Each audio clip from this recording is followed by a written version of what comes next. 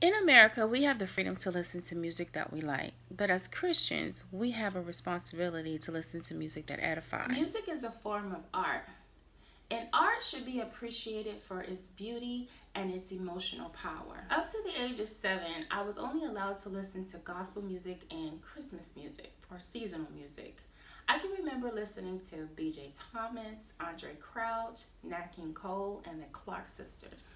When a record was placed on the record player, I can remember that you had to place the needle just so that you could start at the beginning of a song. Oh, and the crackling sound that the vinyl would make when the needle would hit it. Early as 4 years old, I would sit in front of my grandmother's record player console, which looks something like this. When I graduated from high school, I really wanted to work in the music industry. I started college and I took some classes, and I also took classes in business school. Business school afforded me the opportunity to do an internship at MCA Records in the A&R department of the Urban Music Group. As an intern, I was responsible for 3 things. I had to read the trade magazines, looking for trends and looking for interviews of the artists that we represented. I was also responsible for copying music from a DAT to CD so we can give it to our distribution department.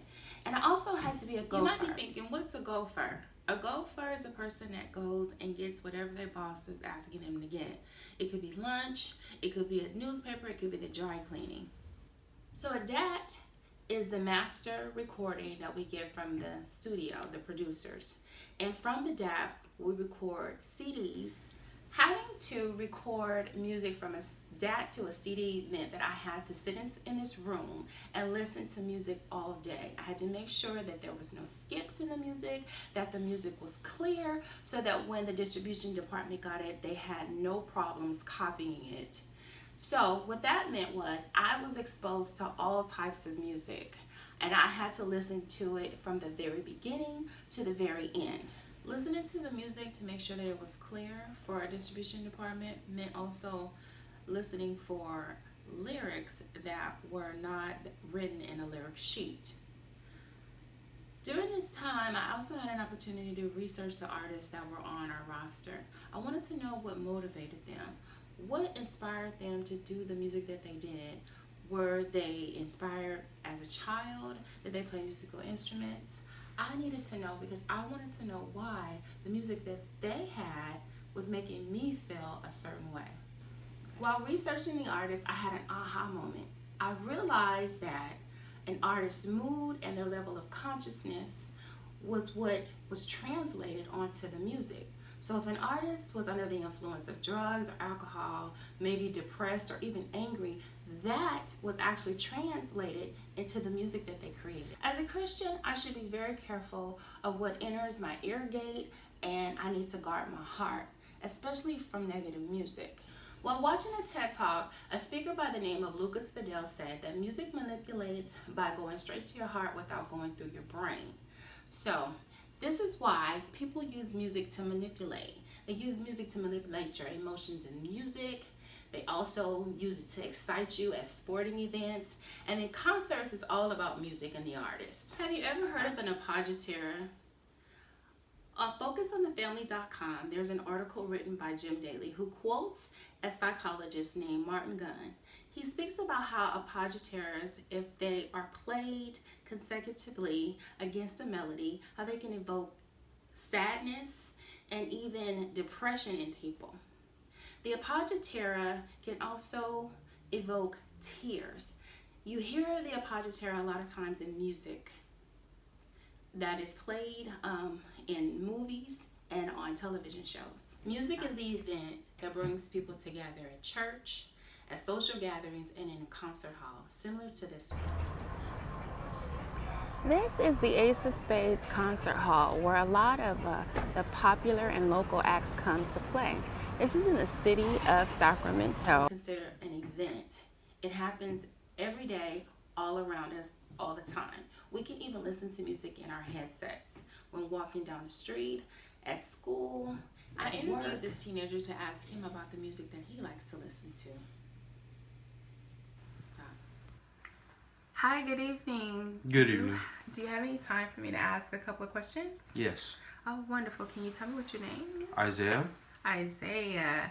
Okay. And how old are you, Isaiah? 16 years old. 16. Do you like music like most teenagers? Yes, You do? of course. Okay. So when you wear your headphones, what type of music do you listen to? R&B, jazz, and a little bit of hip hop. A little bit of hip hop? Mm-hmm. Okay. Well, I just want to say thank you for your time and have a good evening. You too. I used to listen to a rapper by the name of DJ Quick. In one of his songs, he says, "When you rap about death, you're talking to spirits."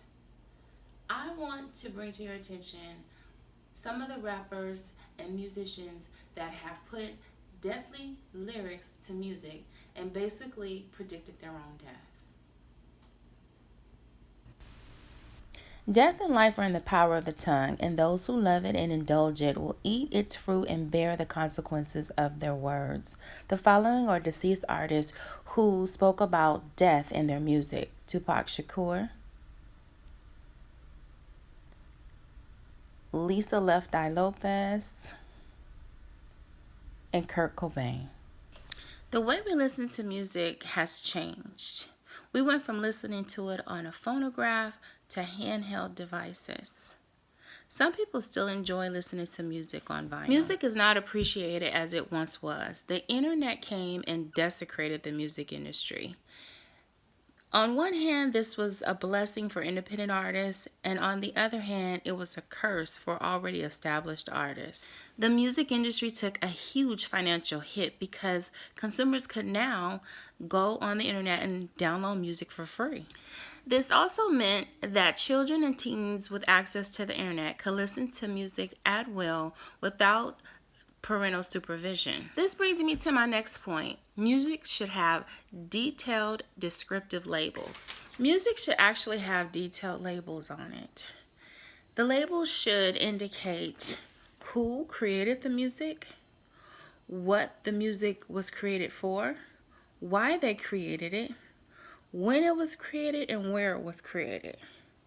It should be labeled to let you know whether or not it's inspirational or has side effects. Music is categorized by genre: classical, gospel, hip hop, R&B, pop, rock. Children under the age of 18 cannot watch a rated R movie at a theater without an adult. The same restrictions should be applied to music. This will enable parents and guardians to reclaim their ability to select appropriate music for their children. Indeed, positive music can inspire, motivate, and improve your health. On the contrary, negative music can drain your energy, reinforce negative thoughts, and alter your moods. I learned over the years, after being exposed to different types of music, that music is spiritual and influential. As an adult, I decided to only listen to music that will edify and that will motivate me and inspire me to be great. I listen to music responsibly, and I hope you will do the same.